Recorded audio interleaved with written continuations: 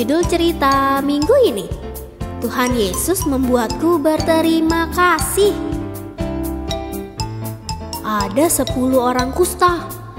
Mereka sangat sedih karena penyakitnya. Kusta menyebabkan luka yang sangat pedih. Dan pada zaman itu belum ada dokter, belum ada obat yang dapat menyembuhkan kusta. Orang yang kena kusta tambah hari tambah buruk, makin buruk. Wah, sangat buruk, bahkan hingga mati. Selain itu, penyakit ini sangat menjijikan. Bahkan di antara orang-orang Yahudi berlaku hukum yang menetapkan bahwa orang yang sakit kusta tidak boleh berdekatan dengan orang lain. Pergi sana, dasar kusta. Kami tidak mau dekat dengan orang berdosa seperti kalian. Menyingkir dari anak-anakku. Aku tidak mau mereka tertular oleh penyakit kalian.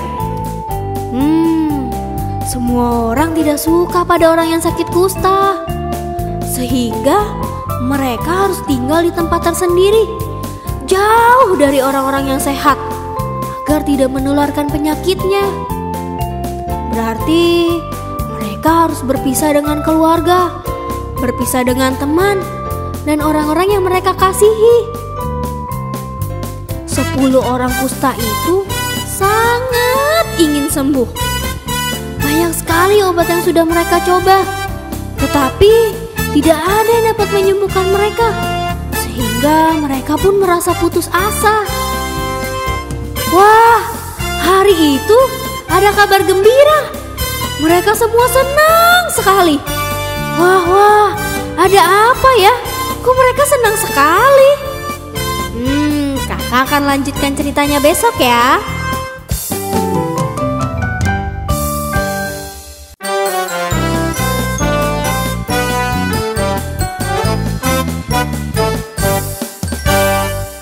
Adik-adik, 10 orang kusta itu sangat gembira karena mereka mendengar bahwa Tuhan Yesus datang ke kota tempat mereka tinggal. Mereka percaya bahwa Tuhan Yesus dapat menyembuhkan mereka. Mereka segera pergi. Mereka pergi mencari Tuhan Yesus. Yesus, kasihanilah kami. Kira-kira apa ya reaksi Tuhan Yesus? Apakah Tuhan Yesus mau menyembuhkan mereka? Wah, ternyata Tuhan Yesus mau menyembuhkan 10 orang kusta itu, adik-adik. Pergilah dan tunjukkan diri kalian kepada para imam. Apa? Tuhan Yesus cuma bilang itu tanpa memegang atau mendoakan mereka. 10 orang kusta itu melihat tangan dan kaki mereka masih penuh dengan kusta. Apakah mereka perlu pergi kepada para imam? Padahal mereka bisa bertemu imam jika mereka sudah sembuh. Tetapi 10 orang kusta itu percaya jika Tuhan Yesus menyuruh mereka pergi ke para imam itu, berarti mereka akan disembuhkan. Apakah mereka benar-benar bisa sembuh? Menurut adik-adik, apakah bisa sembuh?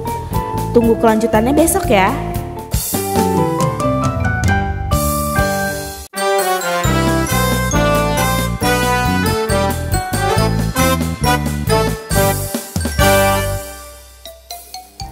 Cerita hari ini, 10 orang kusta itu mulai berjalan.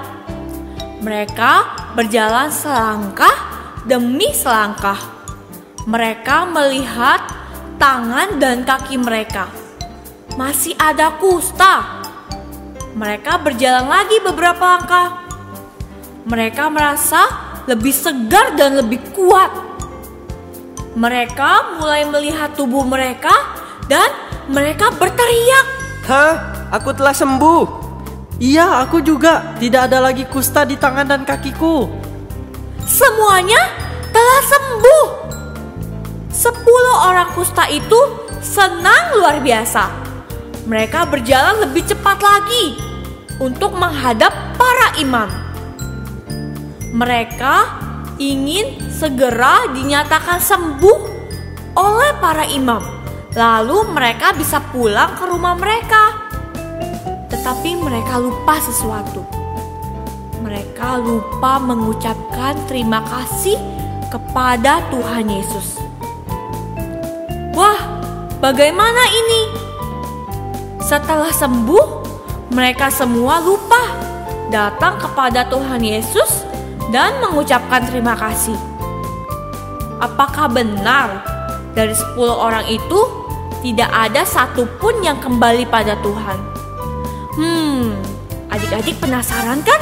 Makanya jangan lewatkan cerita besok ya.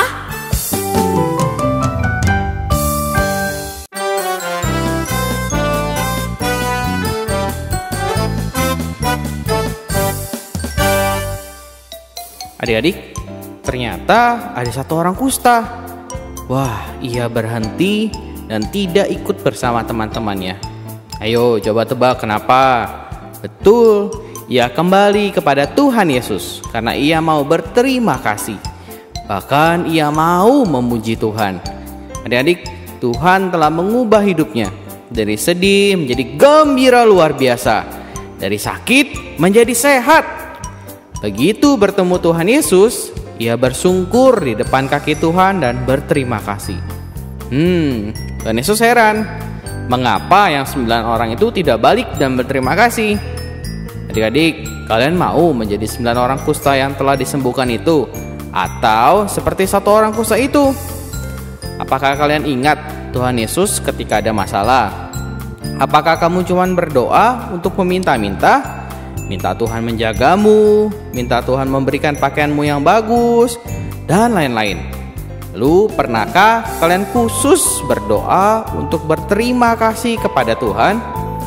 Adik-adik, Tuhan memberi banyak.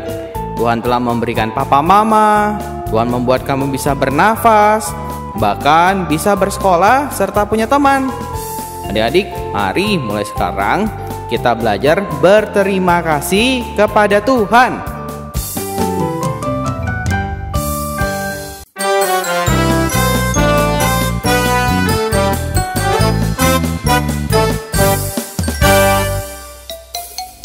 Hafal ayat minggu ini. 1 Tawarik pasal 16 ayat 8. Bersyukurlah kepada Tuhan, panggillah namanya, perkenalkanlah perbuatannya di antara bangsa-bangsa. Kita ulangi sekali lagi ya.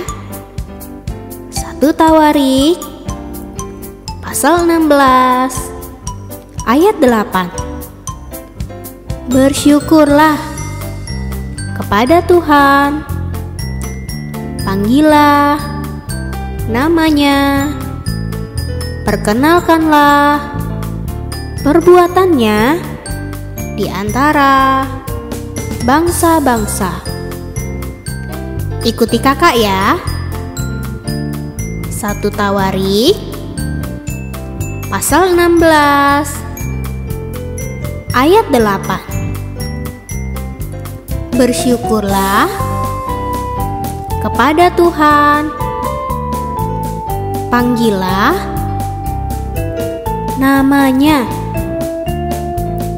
perkenalkanlah perbuatannya di antara bangsa-bangsa. Bagus.